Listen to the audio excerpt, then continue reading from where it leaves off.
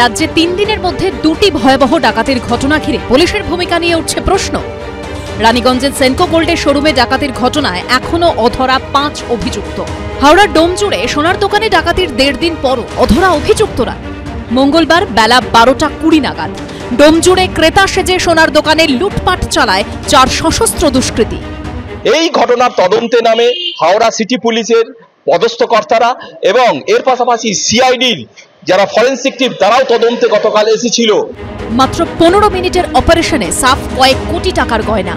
দোকান মালিক বাবা ছেলেকে গান পয়েন্টে রেখে মুখ বেঁধে প্রায় 5 কিলো সোনার গয়না লুট করা হয়।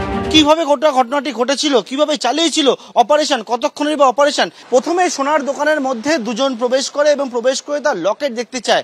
যখন লকেট দেখাচ্ছিল তার পরবর্তীকালে এই যে দরজা রয়েছে এখান থেকে আরো দুজন এই সোনার দোকানের ভেতরে প্রবেশ করে এবং তারপরে আগ্নেয়াস্ত্র দেখিয়ে সোনার দোকানে চলে লুটপাট। গরমের দুপুরে দোকান তখন একেবারে ফাঁকা। বাজার এলাকা থেকে শুরু করে রাস্তাঘাটও ছিল শুনশান। সেই সুযোগই কাজে লাগায় ডাকাত দল। দোকানে শুধুমাত্র মালিক, তার ছেলে ও এক মহিলা কর্মী ছিলেন। সূত্রের খবর, ওই সময় যে দোকান ফাঁকা থাকে তা স্থানীয় কোনো টিপারি জানায় দুষ্কৃতীদের। আশেপাশের দোকানের থেকে MS জেমস অ্যান্ড জুয়েলার্স সানসে বেশি গয়না মজুদ থাকে। সম্ভবত সে খবরও ছিল তাদের কাছে। আমরা কিছু বুঝতে পারিনি। এবার তারা সবসময় বাইরে বেরোচ্ছে, কথা বলছে আমাদের সঙ্গে। কালকে এমন পর্যায়ে এত রোদ্দুরে গরমে কেউ ঢুকতে পারেনি, বুঝতে পারেনি যে কি জিনিসটা হচ্ছে। যখন দোকানের ওনার এখানে বাইরে এসে চিৎকার চেঁচামেচি করে তখন আমরা বাইরে বেরোই। তখন ওনার হাতে মুখে টেপ দেওয়া, মানে হাত পায়ে বাঁধা। দোকান থেকে হাওড়া আমতা রোড ধরে 700 মিটার দূরে ডোমজুড় থানা। ডাকাতির পর ওই রাস্তা ধরেই এগোয় দুষ্কৃতীরা। থানার প্রায় 550 মিটার আগে গলিপথ ধরে সোজা 19 নম্বর জাতীয় সড়কে গিয়ে ওঠে। যে জায়গায় ডাকাতির ঘটনাটি ঘটে সেখান থেকে ডোমজুড় থানার দূরত্ব গাড়িতে গেলে 2 মিনিট লাগে এবং 700 মিটার দূরত্ব। সেই জায়গায় এমন ঘটনা ঘটায় কিন্তু ব্যবসায়ীরা যারা রয়েছেন তারা আতঙ্কিত। পুলিশ সূত্রে খবর, সিসি ক্যামেরা ফুটেজে দুষ্কৃতীদের ডানকুনি টোল প্লাজা পেরোতে দেখা যায়। সূত্রের খবর, দুষ্কৃতীরা নিজেদের মধ্যে হিন্দিতে কথা বলছিলেন।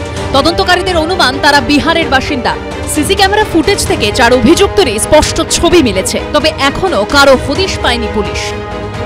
বিরাট আতঙ্কিত আমরা। দোকান খুলছি এবং ভয়ে ভয়ে খুলছি এবং রাত্রিবেলায় চেয়ে দিনের বেলায় যেন আরো আতঙ্ক বেড়ে গেছে। রাত্রিবেলা তবু গার্ড চলে, সবকিছু চলে, আর দিনের বেলায় তো কোনো গার্ডের ব্যাপার নেই। আমাদের সব থেকে বেশি ভয় লাগে রাত্রিবেলা যখন আমরা ক্যাশ গোছাই। আমাদের এখানে সবই ক্যাশ গোছানো হয়, খুলেই ক্যাশ গোছানো হয়।